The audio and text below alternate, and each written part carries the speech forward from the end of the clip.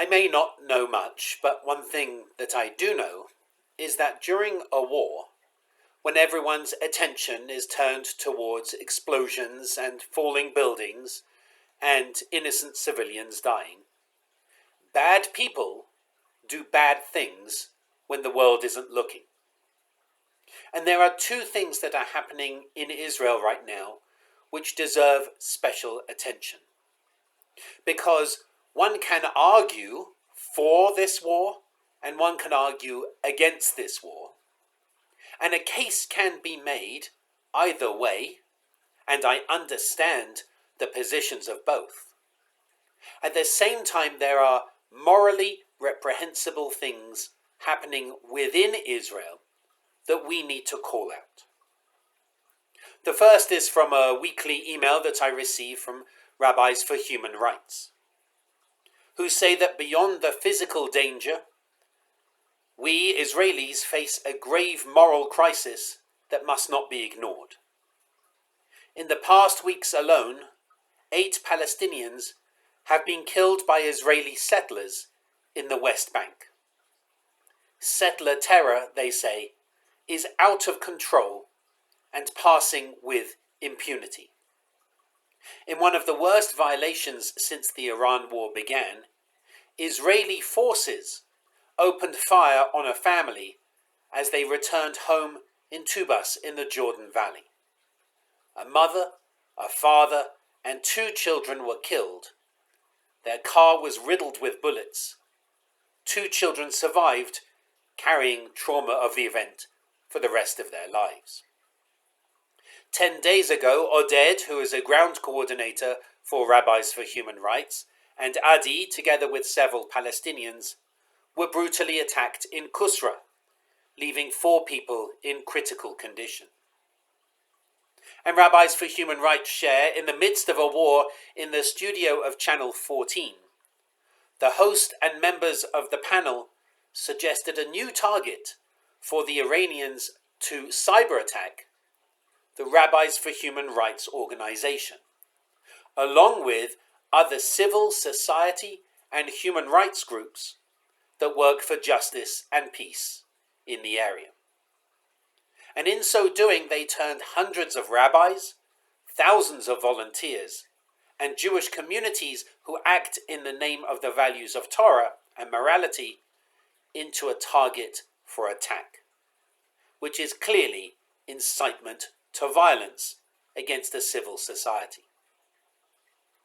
And as if that weren't shocking enough, a very dangerous bill is moving its way through the Israeli Knesset. The bill would change the status of the Kotel to be brought solely under Haredi, that's the ultra-Orthodox chief rabbinate's control. The bill, which was assigned to the Constitution, Law and Justice Committee this week, could make egalitarian prayer at the Kotel a crime punishable by imprisonment for up to 7 years.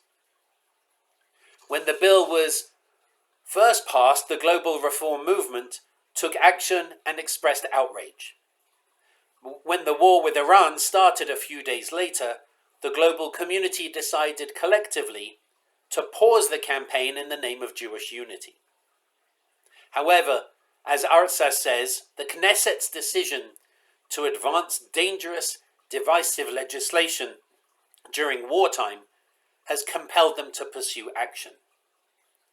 While, as they say, while we remain committed to the safety of Israel, we also remain steadfast in the pursuit of an Israel that welcomes all Jews.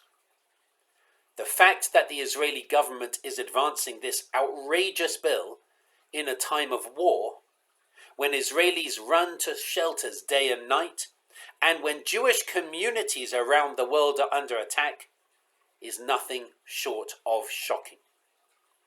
And I will share, when I spent time in the ultra-Orthodox community immediately opposite the Kotel decades ago, I spent months living there. And I remember as it came to Shavuot that the egalitarian minyan was at the Kotel, and I remember signs all over the yeshiva telling students not to throw chairs.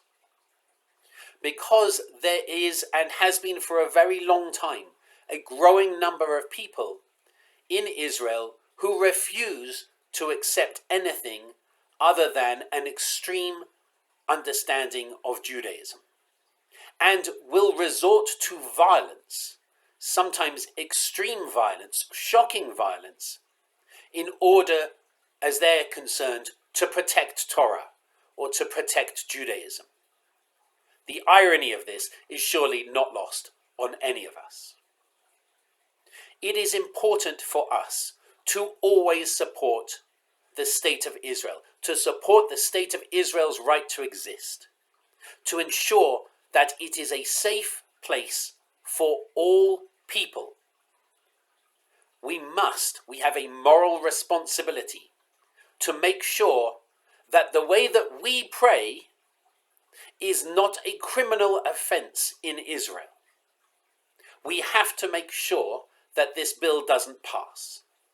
And we have to make sure that settler violence, which continues week after week, is brought to an end.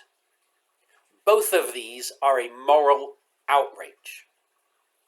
We can and must support the state of Israel, and we must make sure it is the most ethical place it can be. We must make sure it speaks to true Jewish values. We must make sure that it is always a light to the nations. The people at Artsakh encourage you to get in touch through them, and they share information, to get in touch with the Prime Minister, Benjamin Netanyahu, to raise awareness of this issue on public social media. Rabbis for Human Rights ask you to do something very similar. This week's Torah portion is Vayikra. And God called. What does God call to us to do in this moment? When we see this happening, what is the divine call? We need to hear the divine call, which constantly appeals to us, calls to us, begs us, V'ahavta l'recha kamocha, love your neighbor as yourself. We, as a community and as individuals, we must stand up to this. Please, please, make sure that you support the organizations in Israel that are protecting people from settler violence and that are ensuring that it is a pluralistic, safe space for all. This Shabbat, as we rest and enjoy the peace, comfort, and calm of Shabbat, let's remember also that there is much that is under threat right now.